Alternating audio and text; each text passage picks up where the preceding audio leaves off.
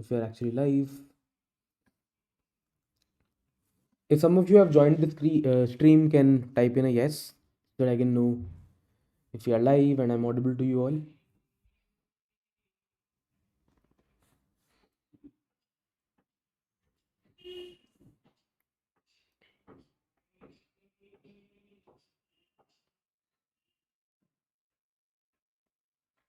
Okay,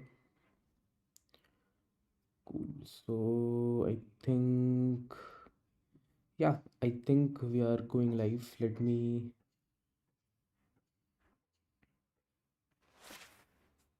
just invite the people.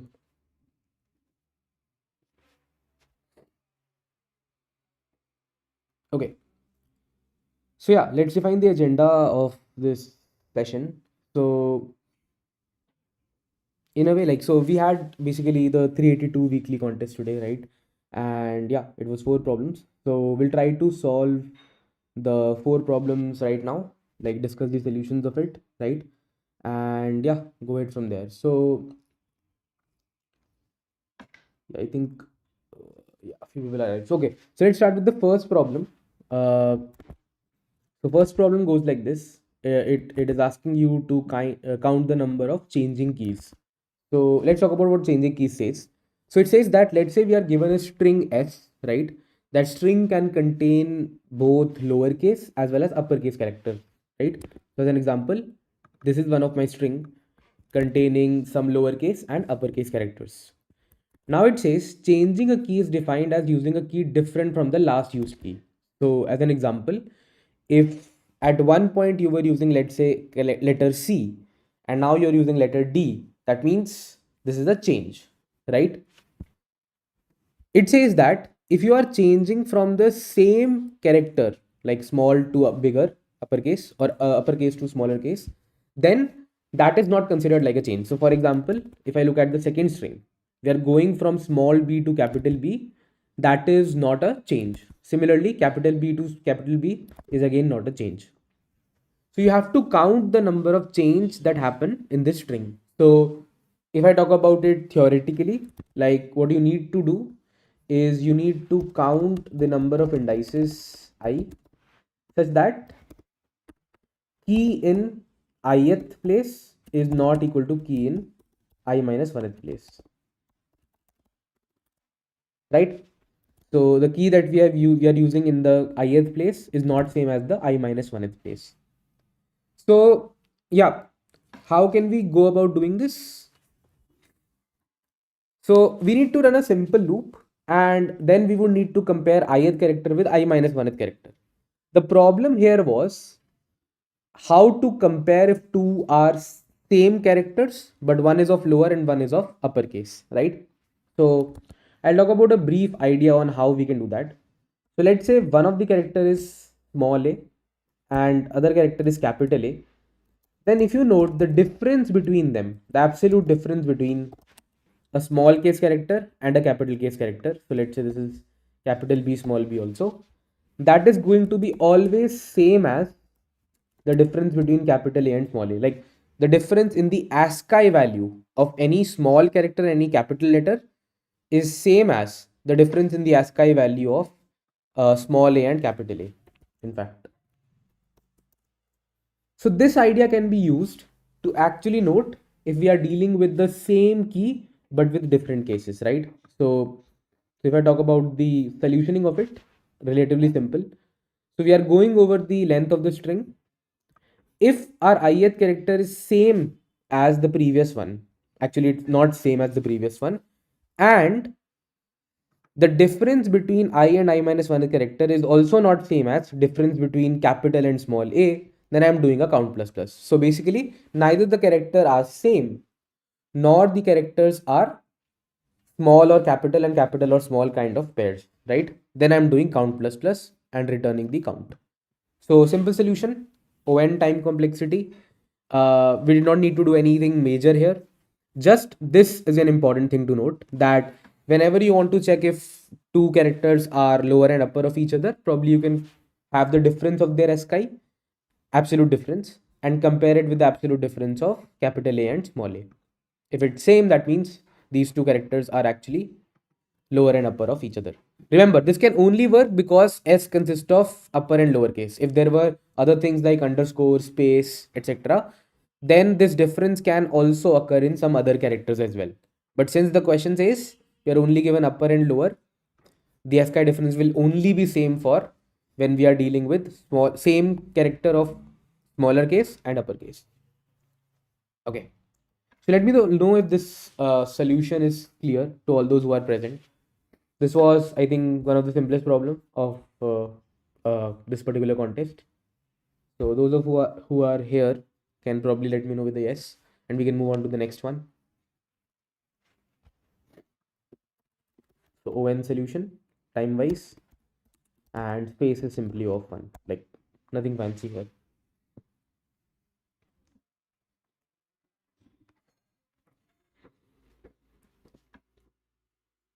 Okay. If you have any doubt, please ask. Otherwise, I'll move on to the second problem. Okay. Cool. I think Shankar says that he's okay. So I'm assuming that everyone else also will be okay with this. So let's move on to the second problem. Now things start getting a little interesting, right? Because second onwards, the problems were little good in nature. So second problem says, let's say we are given an array of positive numbers, right? So given a simple array of positive numbers, what we needed to do, you needed to select some subset of these numbers. So out of these numbers, extract out certain numbers, and such that they can be arranged in this format. So what is this format? If you look at it, there is a number x, then we are taking square of that number x square, then square of this x square, that is x to the power 4, then we would do square of this x to the power 4 and we'll get x to the power 8, so on and so forth till some maximum range x to the power k by 2, and then x to the power k, and then start reducing. So half power, half power, half power up to x. So like this, we have 2 square 4, 4 square 16. Then after 16, we again get back. So 16 square root becomes 4, 4 square root becomes 2. Yeah, so this is one possible selection that we can make. So given an array, select some numbers from the array such that you can rearrange them into this format. Okay. Is the question clear to everyone? Can I get a yes?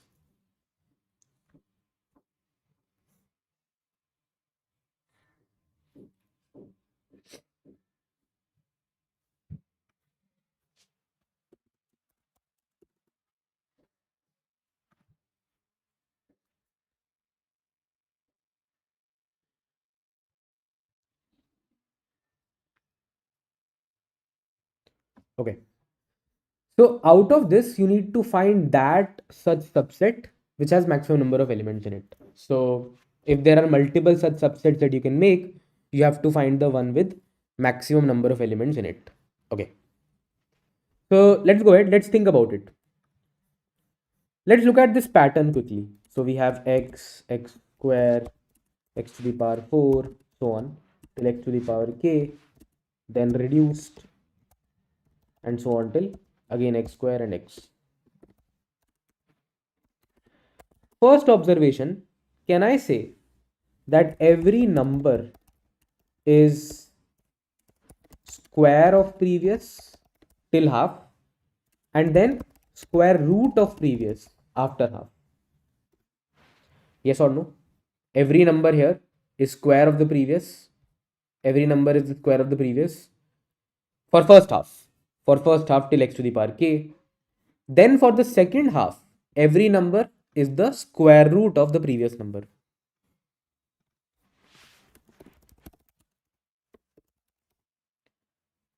Right? Second, the middle number, if you see, that will only occur once. So can I also say that length of my subset should be odd? Does this make sense? Length of the subset should always be odd. It can never be even. These two observations, are they making sense to everyone? A quick yes or a doubt if this doesn't make sense.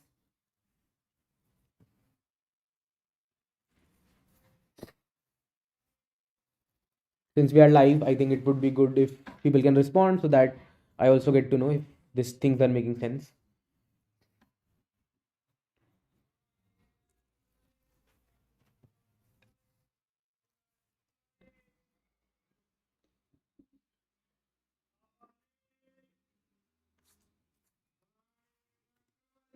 Okay, perfect.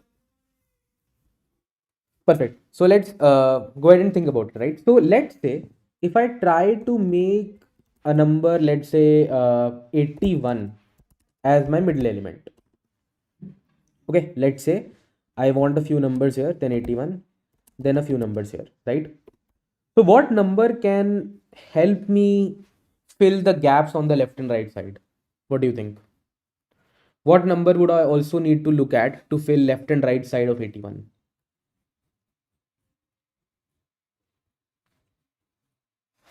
Can someone respond?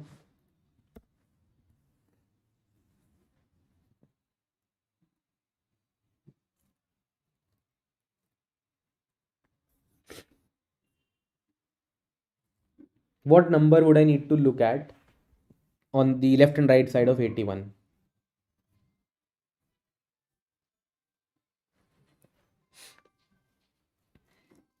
9? 9? So can I say if I had at least two nines, at least two nines, my answer would increase from one length to three length because I can select two nines and 181 and my answer will become 3. Similarly, if I had at least two threes, only after I had two nines already, like if I just had threes and not nines, then this would not be the case, right? But if I had two threes as well, then my answer will become 5. Yes or no? Is this making sense?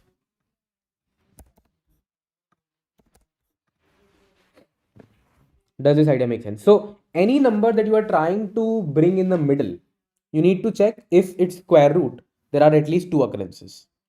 Then its square root, do we have two occurrences? So on and so forth. Yes or no?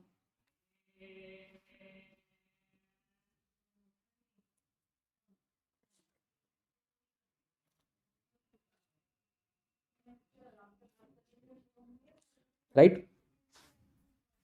Okay. Let's look at the constraints also. 10 to the power 9.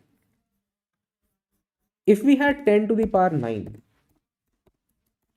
what would be the range of square root of it?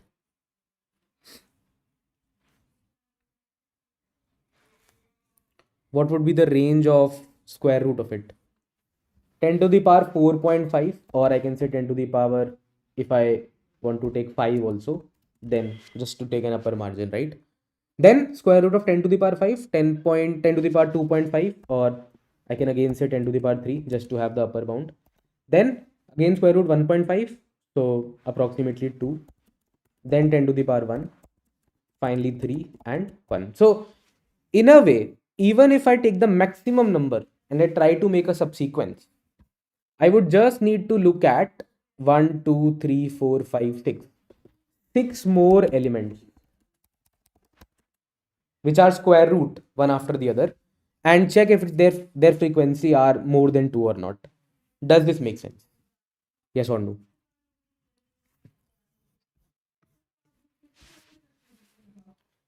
Because we are taking square root of like repeatedly, at the end of the day the square root would quickly reduce to a very small value or a non-square number, right? So even if I take the worst case, which is 2, then I take 2 to the power 2, then I take 2 to the power 4, then I take 2 to the power 8. What is the last 2 to the power which goes up to 10 to the power 9? Let's see that. So log base 2, 10 to the power 9, right? Which is 30. So what am I doing? 2, 1, 2, 4, 8, 16 and 30. So even if I take a small number like 2, the maximum length that I am able to get is what? 1, 2, 3, 4, 5, 6. Does this make sense?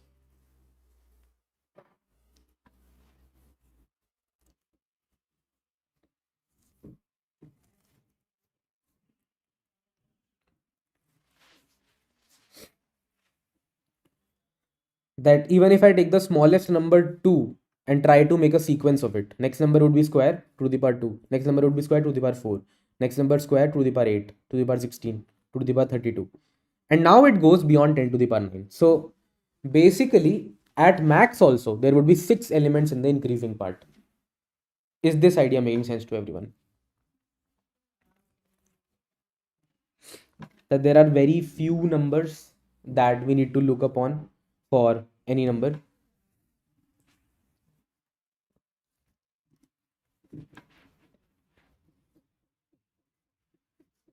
Yes or no?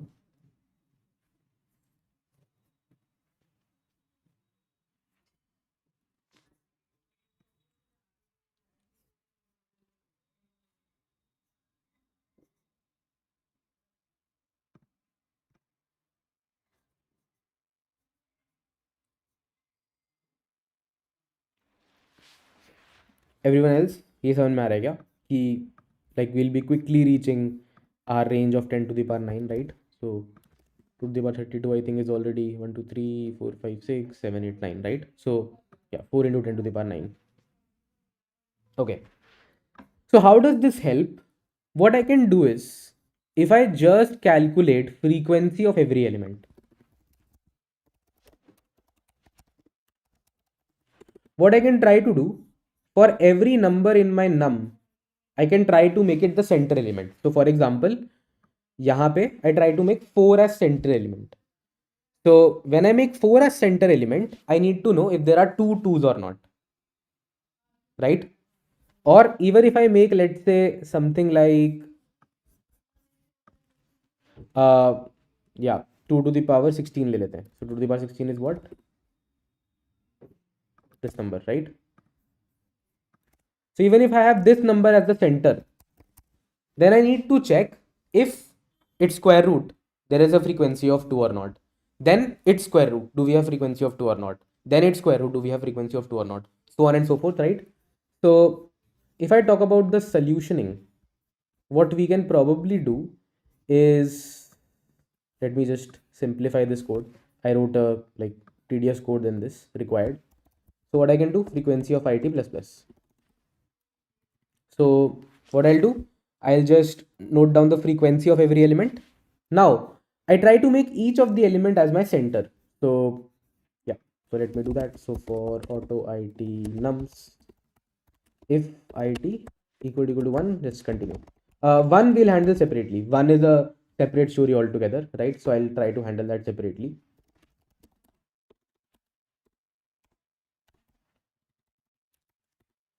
In current answer equal to 0. So what I can simply do is, I can keep on reducing this it by doing square roots, right? So what I can do is, while square root of it into square root of it equal to it. That is, it is a perfect square. That is one thing, right? And frequency of the square root of it is greater than equal to 2. Then my current answer will become plus equal to 2, because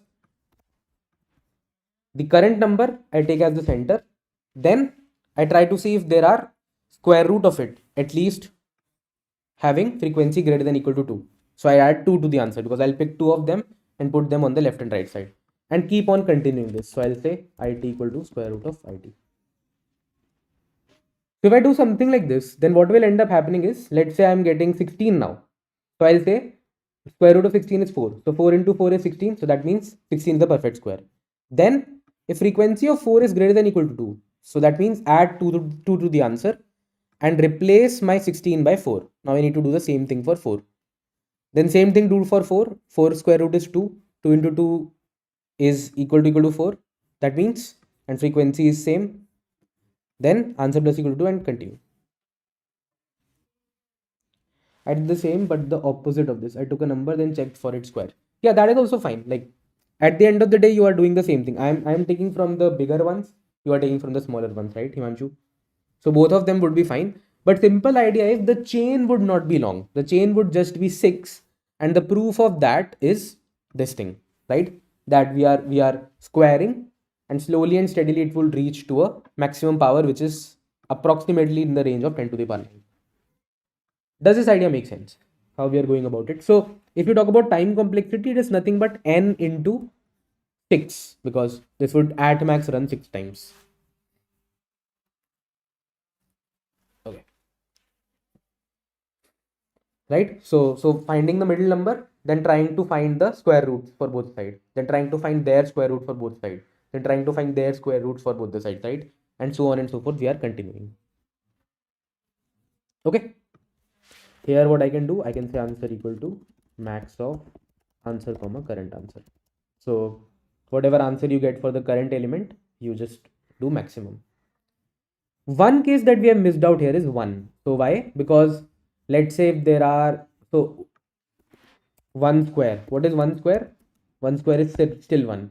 1 to the power 4, that is still 1. So if you had some different ones, you can in fact take the entire frequency and put them as a length. So what I do separately is answer equal to max of answer comma frequency of 1. If that is even, remember we could only take odd. So if that is even, then frequency of 1 minus 1, otherwise frequency of 1. Because for 1 there is a special case, any power of 1 is also 1. So you simply need to take them one after the other. It will not increase like this, right? Even in fact, if you do this, then square root would be stuck, because 1 square root is also 1, 1 square root is also 1, right? So this will keep on going infinite. So 1 has to be handled separately here, like this. Is the idea making sense, what we are trying to do here? In the actual contest, I took a slightly complicated approach, which was unnecessary. This is the most simplest approach that I can could think of after the contest. Is the idea clear? If any doubts, please ask. I'll try to address them. Or any part you want me to repeat, let me know. I'll try to address it. बाकी लोग, apart from Himanshu?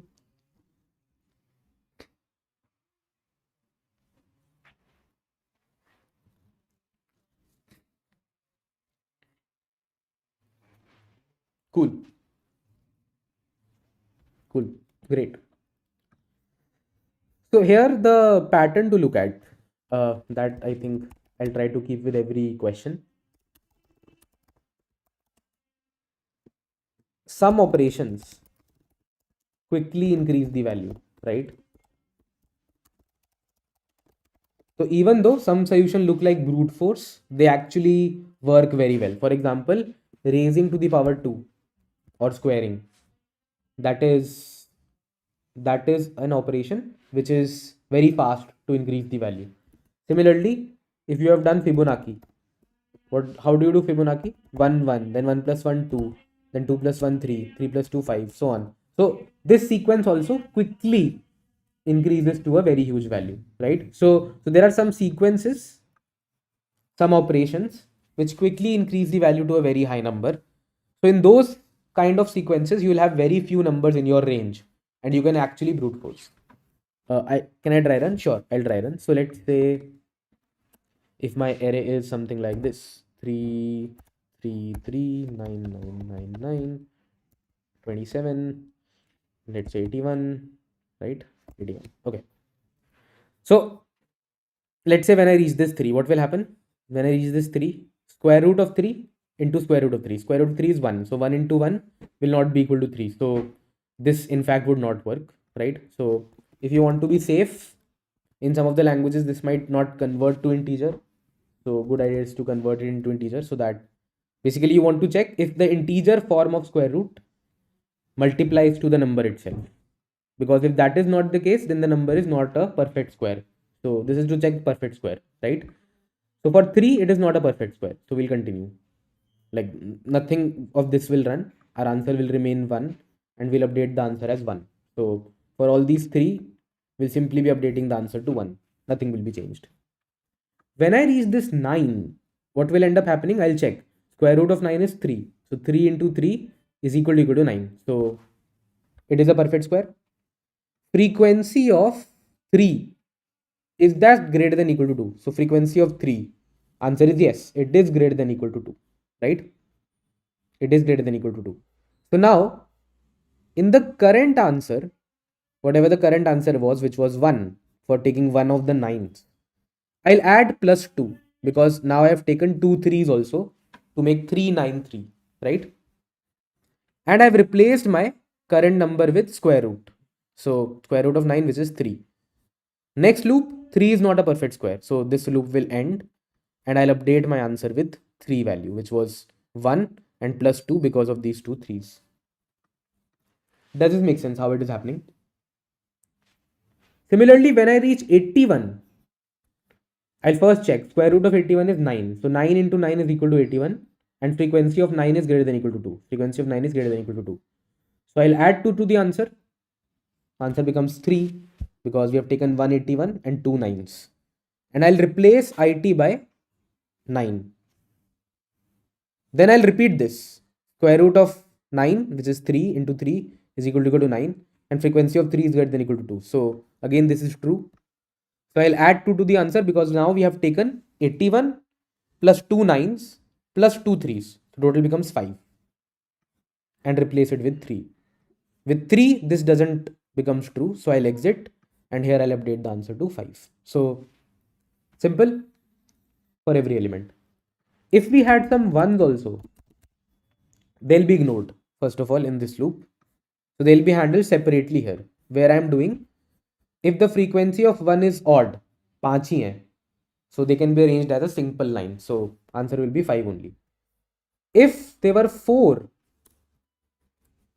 then going by the nature of my subset that I wanted, middle number only occurs once and length is odd. So that means we would have to take one less. So just 3 of them. So that is what I've written here. If frequency of 1 is even, then you take one less. Otherwise, you take the exact frequency as it is. Does this make sense? How we are updating the last for frequency 1.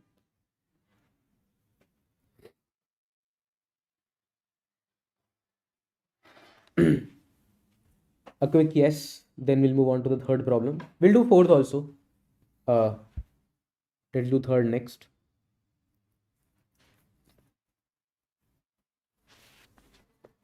So n into very small constant. Space wise, because we are storing the frequency, so actually space is also O of n. So O of n time and O of n space.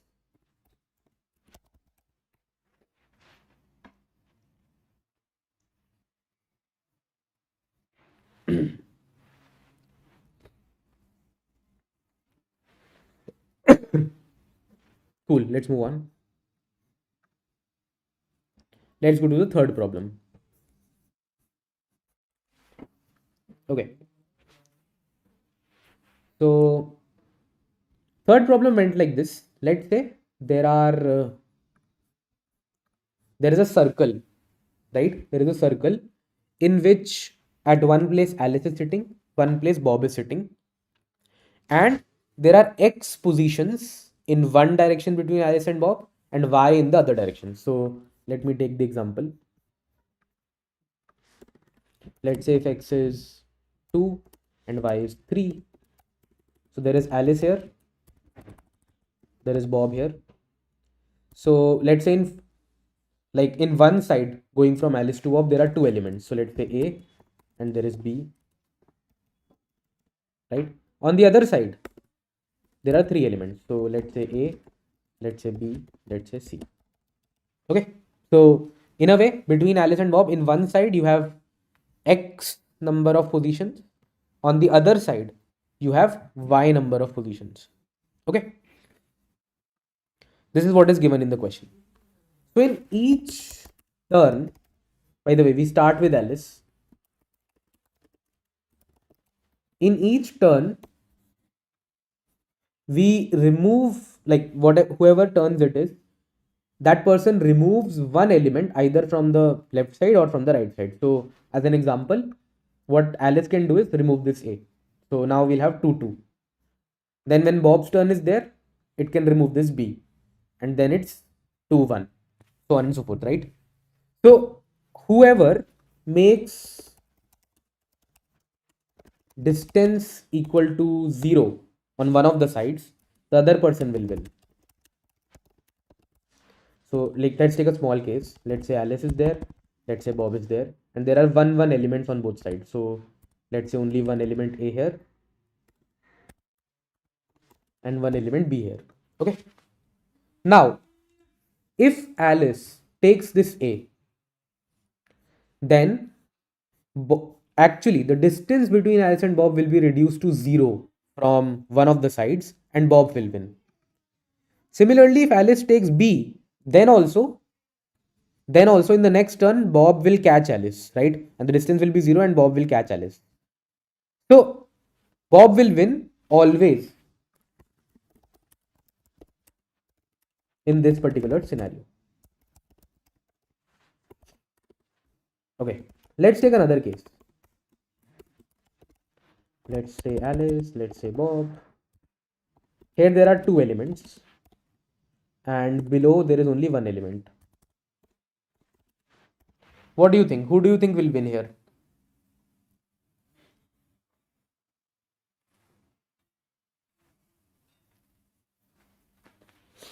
In this particular scenario, who do you think will win?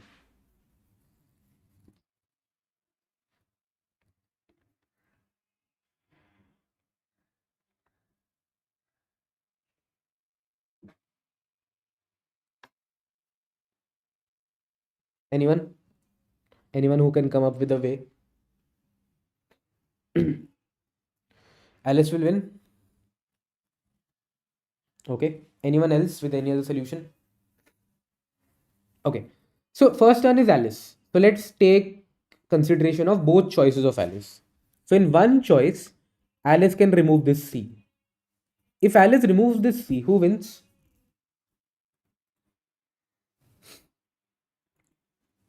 If Alice removes this C, then who actually wins?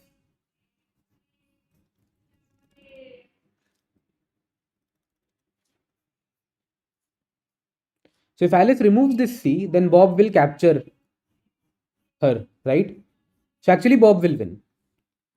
But if Alice doesn't do this and actually does this, that removes this A, then whatever Bob does next, if Bob takes this B, then Alice will capture. If Bob takes this C, Alice will capture, right? So in a way, Alice has a winning strategy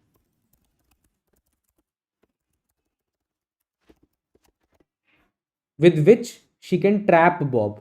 So if she takes this A, so whatever Bob does, Alice will win. Does this idea make sense? So assuming that everyone plays optimally, so everyone plays optimally, whatever best they can do, they do. Who will win? That is what we need to calculate, and based on that we have the question, right? So first let's try to like make this game sorted and see when will Alice win, when will Bob win. Okay. So let's take a simple scenario, right? Let's say if we have symmetric structure, okay? So both side there is symmetric structure. So let's say AB, and here we have CD. Now, if Alice takes this A, then in fact what can happen is Bob will take this D. Why? What will end up happening?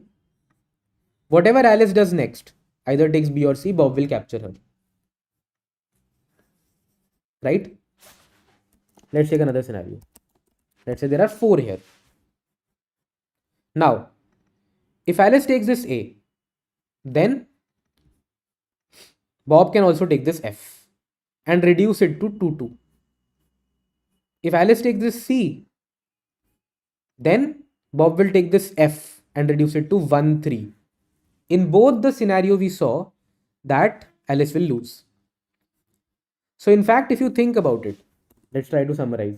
if n plus m, what is n, what is m? Well, let's take x plus y. If x plus y is even, if x plus y is even, that is both side it is even, then what will end up happening? Whatever Alice does, removing 1 will make it odd, and then what Bob can do is make it again even. And we saw that base case of x plus y even, Bob wins. Does this idea make sense? This is the base case of when we have x plus y as even, right? So any of the other case can be reduced to this case, in fact. Like for example, in this also, if Alice takes this, I'll take this. Then if Alice takes this B, I'll take this D, and we are reduced to this case. If Alice takes this C, I'll reduce this F. Now Alice cannot take this D because then I'll capture her. So Alice will take this A, and now I'll take this E. So again we are reduced to BD, which is similar to this. So any of the other cases, taking 1 1, taking 1 1, Bob can reduce it to this base case of 1 1. Is this idea making sense? So try this out also. Take any case where numbers sum is even, x plus y is even. Taking 1 1 turn, it can be reduced to this particular case where Bob will win. Yeah, it is समझ में आ रहा है क्या? Yes, no?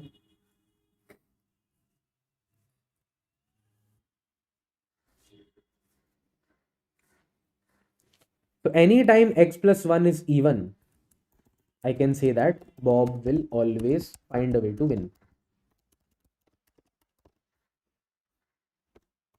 Because whatever side Alice removes, I'll remove from that side. I'll keep on doing that till I reach 1 1 scenario.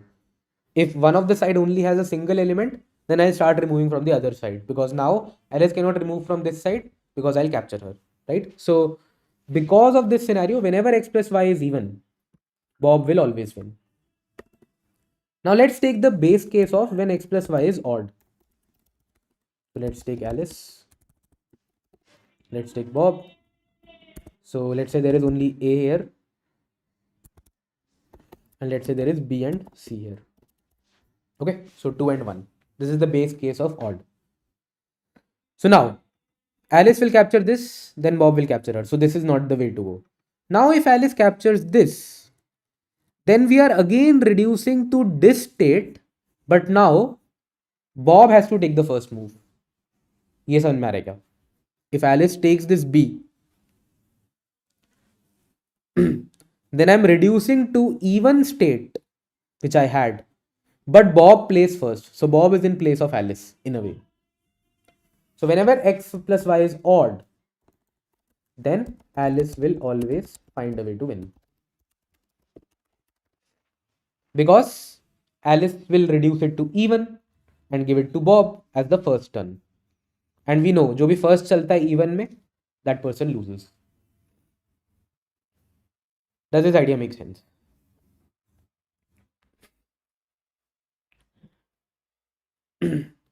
So basically, what the question said you have to find out how many pairs xy occurs such that Alice win, x is in the range 1 to n, and y is in the range 1 to m. Right? Alice win करे, x जो है, the number x that I take is in range 1 to n, y that I take is in 1 to m. So actually मुझे करना क्या है? I need to find x, y such that x is in the range 1 to n, y is in the range 1 to m, and x plus y is odd. यही करना है ना? Alice, when will Alice win? When x plus y is odd. So I need to find how many pairs of x and y occur so that x is in 1 to n, y is in 1 to m, and x plus y is odd. Yes, Maya, how did question reduce to this? By the way, this is actually known as game theory in competitive programming. So this was more of a CP kind of problem. Like I would have expected Codeforces or something like that to ask this question more. then probably Leetcode. But cool, whatever, we have to deal with whatever we have in our hands and work with that, right?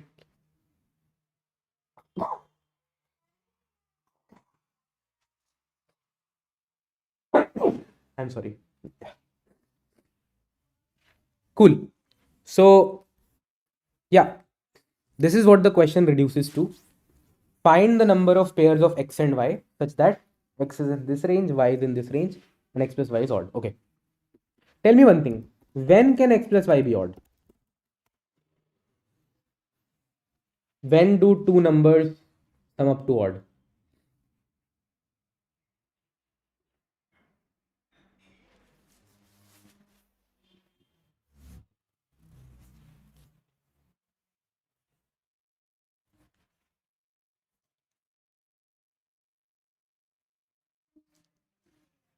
Anyone? When can two numbers sum up to an odd number? What is odd plus odd? If both numbers are odd, what is the sum that we would get? Even. Even plus even is again even. So one number needs to be odd, other needs to be even. Agar if two numbers have to sum up to an odd number, then one of the number needs to be odd, the other number needs to be even. Okay. So हमें क्या करना है अब? We need to find number of odd elements in 1 to n. कितने होंगे odd elements in 1 to n? Simply n by 2 into number of even elements in 1 to m. So that is m plus 1 by 2 plus number of odd numbers in 1 to m. So m by 2. यहाँ से odd ले लूँ and x से even ले लूँ. So n plus 1 by 2. So this is what the solution was. So literally one line. n plus 1 by 2 into m by 2 plus n by 2 into m plus 1 by 2. ये कैसे आ रहा है? Simple है idea. Let's say if you have to find number of odd elements in 1 to 5. So 1, 3, 5. So if you just do 5 by 2, 5 plus 1 by 2, then that becomes 3. 1, 3 and 5. When you do 5 by 2, it gets to 2, which is 2 and 4. So this is even and this is odd. So in 1 to n, if you want to find number of odd elements, then it is n plus 1 by 2.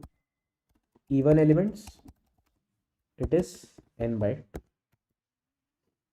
तो ये again common formula होते हैं.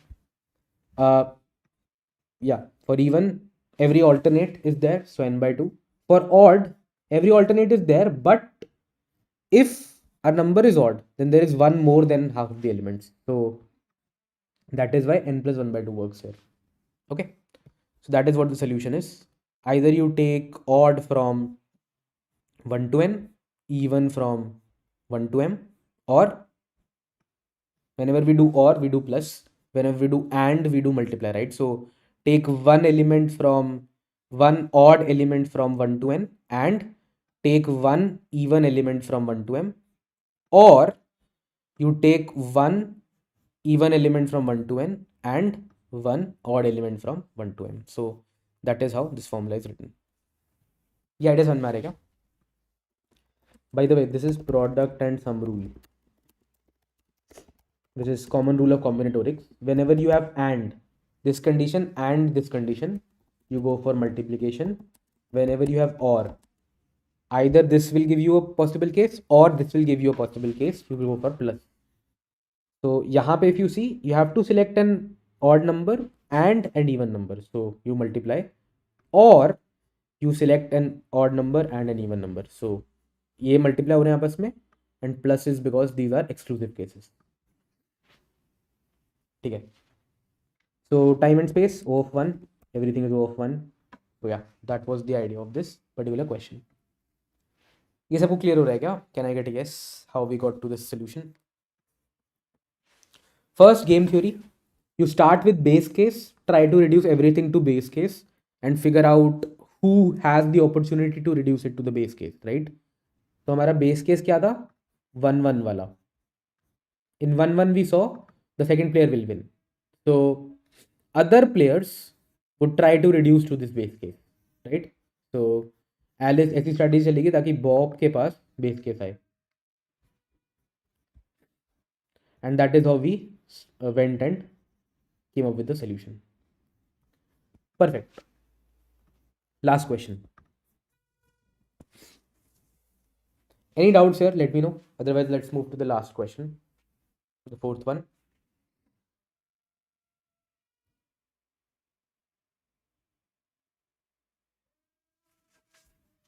Cool then. Okay.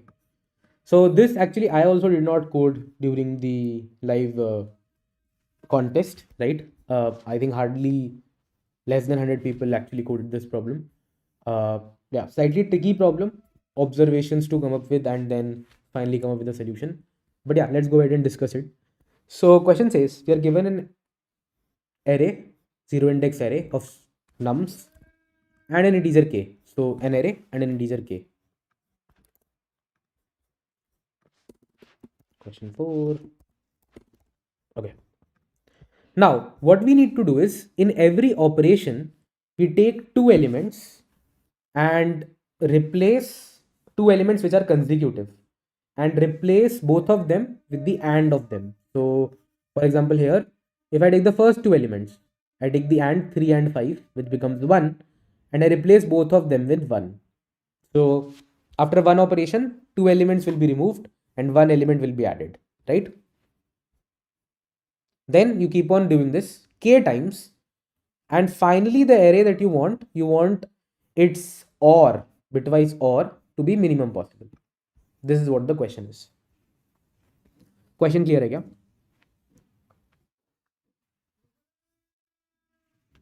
So replace consecutive elements with and of them k times. Finally, you want the bitwise or of all elements to be minimum possible, right? Very important, minimum. For majority part of the contest, I was solving for maximum. So yeah, these problems even occur to a seasoned coder as well, right? So no need to worry if you sometimes misread the problem, right? But yeah, minimum. Okay, cool. So tell me first one thing. If I talk about bitwise and of two numbers, right?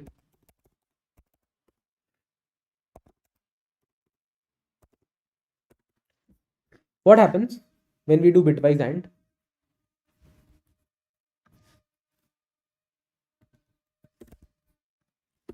What will happen? 1 0 1 0 0 1 0. So any bit which both do not have 1, that gets reduced to 0. So can I say bitwise and would always be less than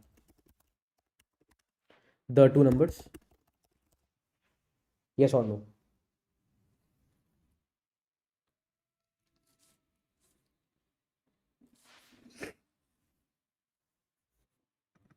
Bitwise and would be less than the two numbers.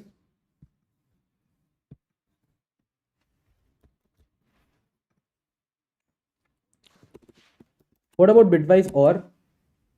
Do a similar comparison. Will it be less or more than the two numbers?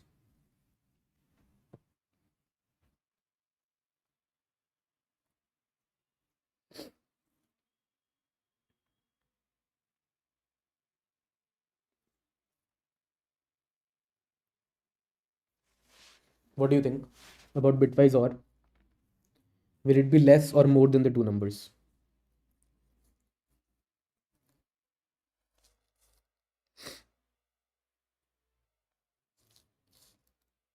More? Yes, very similar idea. Extra ones would be added, so more than both the numbers, right? Cool. So if I want to take at the end bitwise or of entire array, And if I want one of the bits to be 0, can I say I would need to make sure that all elements of array have that bit 0? Yes or no? ये सोच के बताओ. If let's say I want this bit to be 0 in the entire array, to be 0 in the bitwise OR, then I would need to make sure whatever elements are left in the array, this bit is 0 in all of them. Yes or no?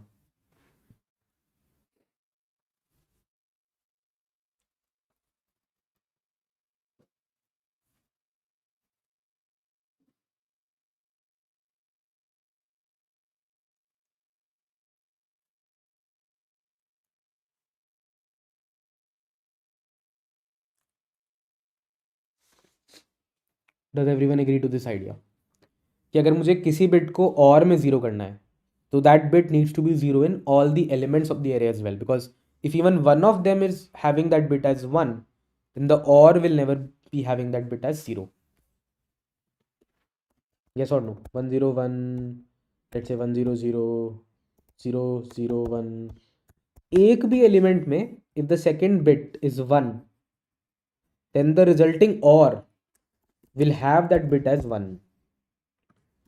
तो अगर मुझे किसी bit को 0 करना है, तो I need to make sure that it is 0 in all the elements of this array. Yes, everyone?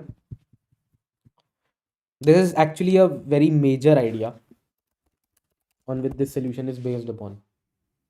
Can I get a yes?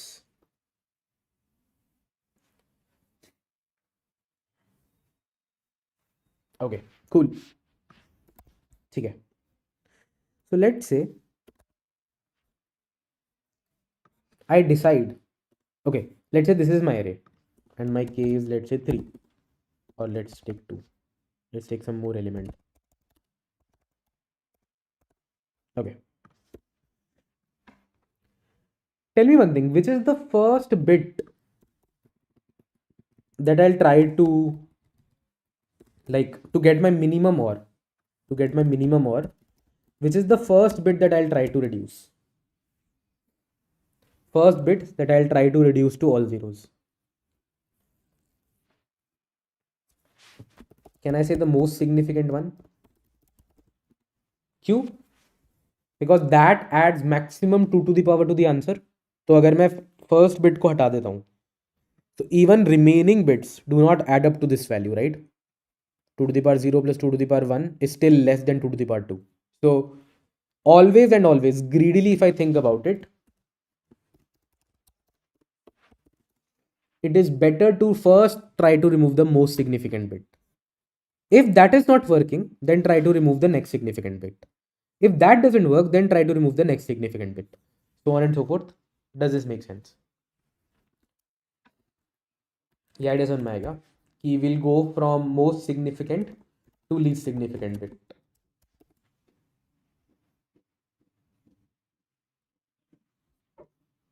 First, we'll try to reduce the most significant bit, then try to reduce the least significant bit.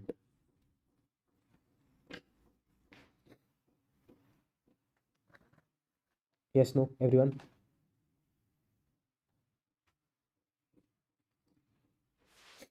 Cool. So first, let's try to reduce the most significant bit. Most significant bit पे मुझे 0 चाहिए. So how many operations would I need to do? So I get a 1 here, I get a 1 here, I get a 0 here. All these three would need to be reduced to a single element by doing AND. Yes or no?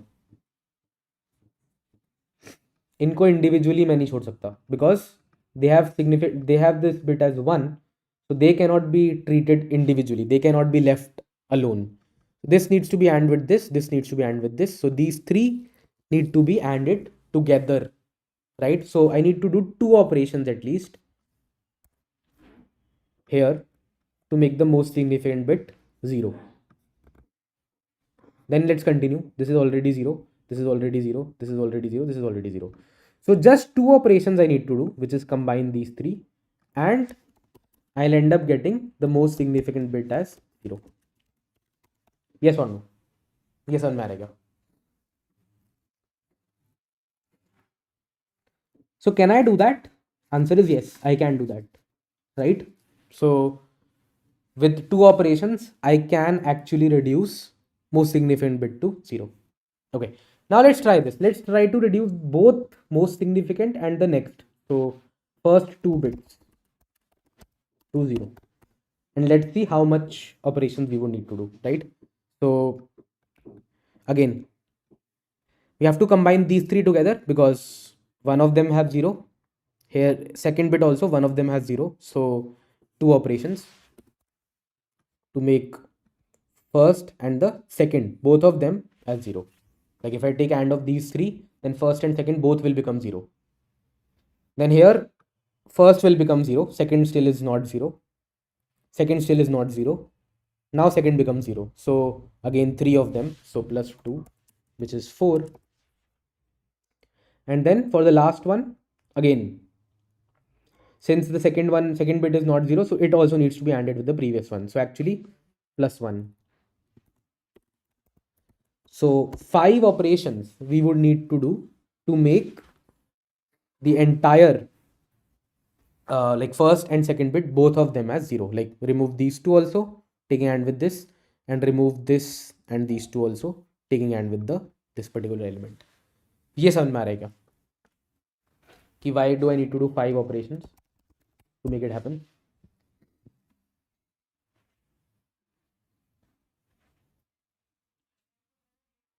And I have just 3 operations, so this is not possible.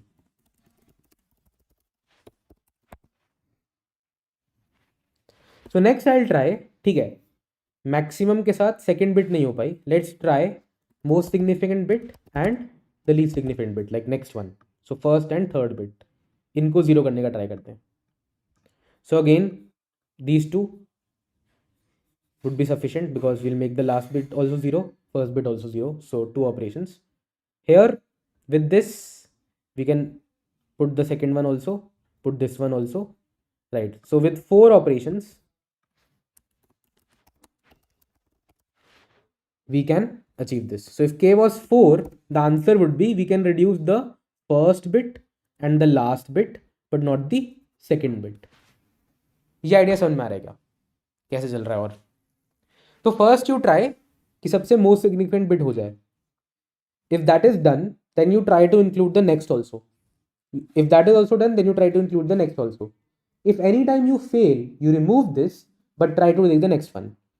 If that also doesn't work remove this and try to take the next one, so on and so forth. ये idea समझ में आ रहा है क्या what we are trying to do here? So in a way we'll run a loop from bit equal to 30, bit greater than equal to 0, bit minus minus.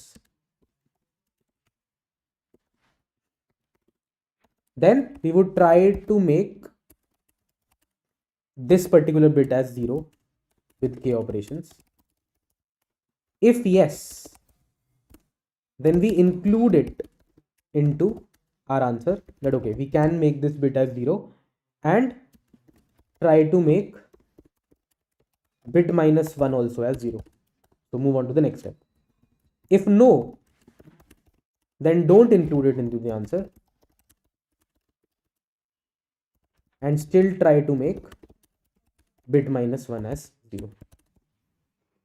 So पहले इसको include करके कोशिश करो कि क्या in k steps I can reduce everyone to 0. If yes, then okay, this is already there in the answer, we can do it and let's try to include more. If no, then we'll remove this, we'll not take this anymore and try to include the next one. Idea समझ में आ रहा है क्या? Then we'll talk about the nitty-gritties of implementation. But is the idea making sense?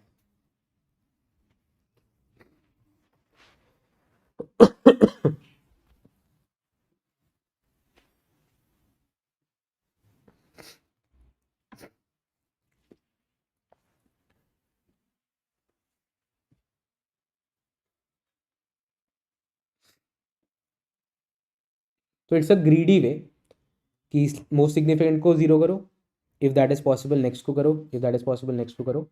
If something is not possible then you ignore this, but उससे next से again you try to make that 0. Everyone with me? on the solution? Yes, no, repeat. Do ask for repeat अगर ये unclear हो रहा है तो.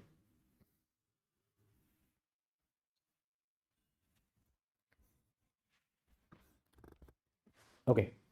So what we can simply do is, let's say I have some bits indices. What I can try to do, I can try to push back the current bit.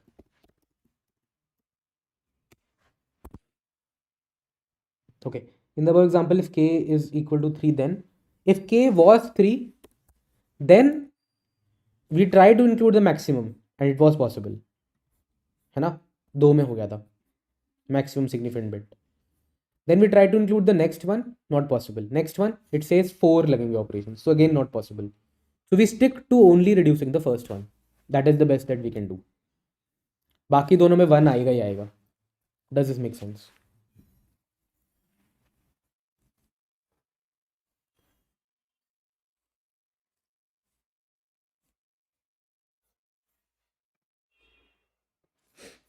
Does this idea make sense?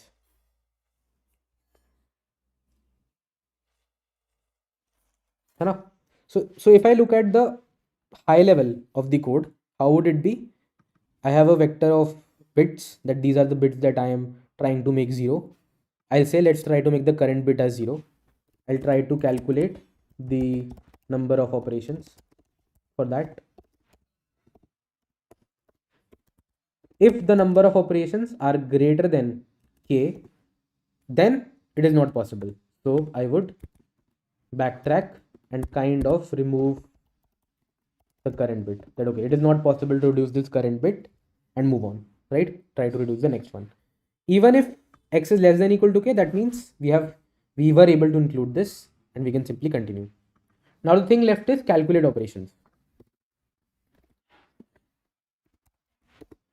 So here we require the bits that we are trying to make 0 and the nums array.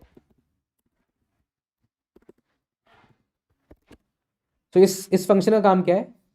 If I want to make all of these bits as 0 from this array, then how many operations do I require? That is what I need to calculate from here. Which is simple. What we need to do? Keep on taking AND till all these bits are reduced to 0. जैसे ही वो हो गया, that means this is one partition. Then again start new. Start taking AND till you get all of these bits as 0. That means second partition.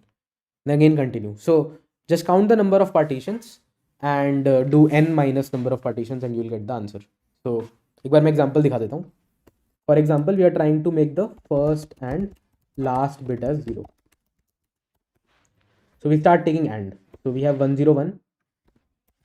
We take AND with 100, so we get 100. We take AND with 011, so we get 000. First, last bit, both become 0, so this is one partition that they would need to be ANDed together. Next, start again here. So we have 010. 010, already first and last bit are 0, so this is again another partition. Start here, 011. 011, last bit is still not 0, so we'll continue. 001 we take, it becomes 001. 010 we take, now it becomes 0. So that means this is the third partition. So we have 3 partitions that we would be ANDing together, right? And total elements are 1, 2, 3, 4, 5, 6, 7. So 7 minus 3 will give me 4. But we need to do 4 operations. 2 here and 2 here. So simple idea. Take AND, keep on taking AND. After taking each of the AND, check if all of these bits have reduced to 0. If yes, then this is one partition. So do count plus plus and start a new partition from this element, right? Otherwise keep on continuing and finally your answer would be n minus the number of partitions. Is this idea making sense? कि partition से कैसे बढ़ रहे हैं आगे in calculate operations. So keep on taking elements till all of these bits have become 0. If they have, this is one partition and start new. If they have not, then keep on including. And finally, you'll know the number of partitions and do just n minus number of partitions because that many number of operations you would require.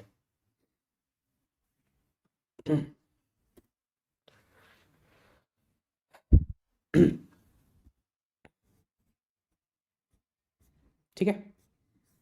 So try this one out.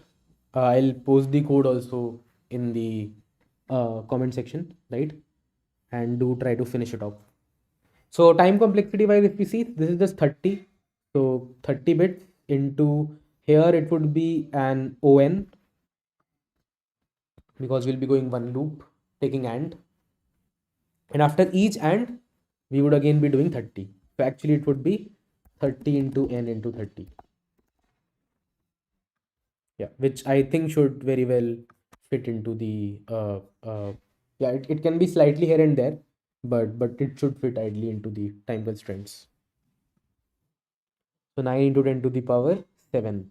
Yeah,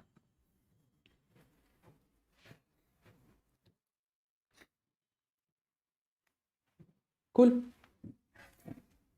If it doesn't, then you would probably need to do maintain the like not do this every time, but use some bit manipulation logic to actually uh, like make it better. But yeah, okay, let me take this case that you are saying and try run it. So we have 101, we have 100, 001, 010, 010. Okay, and we have k equal to 3. Okay, first we try to make the most significant bit as 1, as 0, right? So if I start here, so 1, 2, 3, they all become one partition. Does this make sense? Because and लेते जाओगे and most significant bit will reduce to 0. Then here it's already 0, here it's already 0, so we get 1, 2 and 3 partitions. यही होगा, ये समझ में आ रहेगा. Bits में I first push this particular case, third push किया मैंने, and I'm trying to calculate the number of operations. Number of operations मुझे क्या बोलेगा कि 3 partitions, total 1, 2, 3, 4, 5 elements. So we need to do 2 operations. These two. इनको AND करना. Right?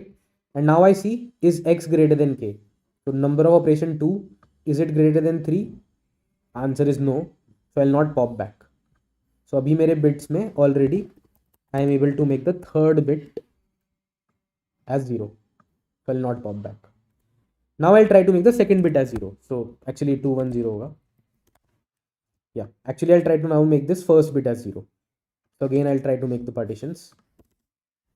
अब 2 और 1 दोनों को 0 करना है. तो take this, take this, take this. Again this is one partition because इन तीनों के AND के बाद first second bit both will become 0. Here this is still 1 and this is still 1, right? So again यहाँ पे नया partition नहीं आया, so there is only one partition. So actually 5 minus 1, which is 4. So we will have to do 4 operations to actually make the entire thing as having second and first bit as 0. So 4 is greater than 3, so we cannot include this first bit, so I'll remove it. I'll pop back. Now I'll try to include the 0th bit. ये समझ में आएगा pop back कैसे हुआ, because we got 4 operations and 4 is greater than 3, so I'll pop back. So 1 remove हो गया and I tried to push 0. Clear हुआ क्या है? Like when we took 1, एक ही partition बन पाया, इसका नहीं बन पाया. If last part is not able to make a partition, then that means that needs to be included with the previous partition itself. तो एक ही partition बना. ये समझ में आया क्या Himanshu? Okay, so we pop back 1 and push back 0. So now for 0 let's calculate. So for 0 and 2 now we want, so this they become one partition, then this becomes one partition, this becomes one partition, so 3 partitions. So 5 minus 3, again 2 operations. So 2 is less than equal to 3, so we can keep 2 and 0 as 1. So answer would be सिर्फ first bit में 1 रहेगा, so answer would simply be 0, 1, 0, which is your 2. ये समझ में आएगा, because these are the bits that we could make 0. This is the only bit that we could not make 0, the first one.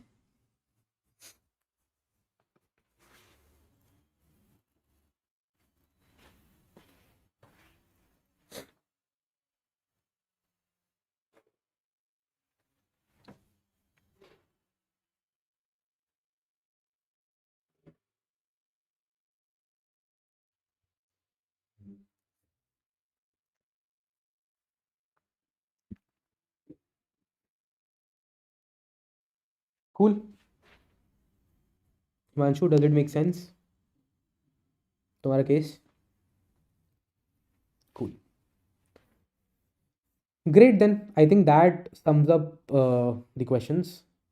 Yeah, if you are new to the channel, you have not subscribed, go ahead and subscribe. If you have any questions even after the lecture, feel free to put them in chat. I'll take them up. I'll post the solutions as well.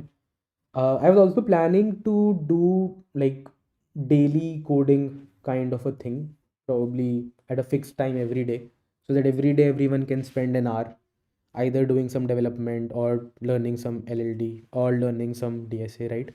Anything, or maybe some CS fundamental topic, anything that we can take as a topic for that day. So yeah, probably I'll start that in February sometime. So yeah, if you would be interested in that, let me know. If there is anything specific that you would want me to cover, then that also you can take, right? But this is what I was planning, that every day if everyone spends an hour studying any topic that we want under the sun in computer science, then if we make a habit of it, then we'll be making incremental things changes, right? So yeah, let me know if that idea sounds like a good idea. Cool then. Okay everyone, bye bye. Do like the video if you liked it and subscribe to the channel. Bye bye. See you next time.